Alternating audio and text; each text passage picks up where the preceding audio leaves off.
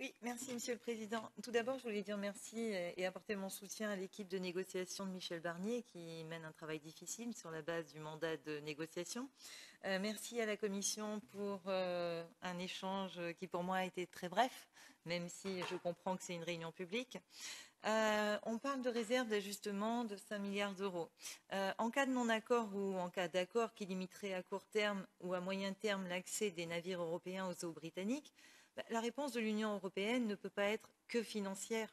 La pêche artisanale, notamment tout ce qui est pêche côtière, craint par exemple que les navires qui pêchaient actuellement dans les eaux britanniques reviennent dans les eaux européennes, notamment dans la bande côtière.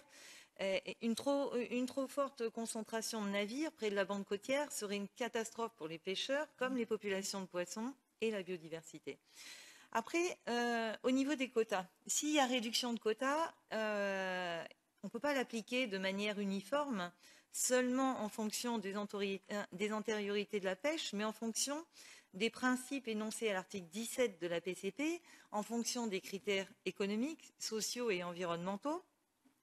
Et après, M. Van Dalen demandait tout à l'heure si on avait une marge de manœuvre ou la possibilité d'une augmentation de la réserve d'ajustement. Moi, je serais pour savoir plus comment va se répartir cette réserve d'ajustement, parce que au niveau du soutien financier, je pense qu'on doit le diriger en priorité vers la pêche artisanale, puisque la pêche industrielle, les gros groupes internationaux, largement soutenus par les banques, par les assureurs et les marchés financiers, ils vont moins avoir besoin de soutien que cette pêche artisanale. Je pense qu'il faut que ce soit clair, d'autant plus que ces grands groupes n'auront aucun mal à changer de pavillon si ça les arrange. Merci.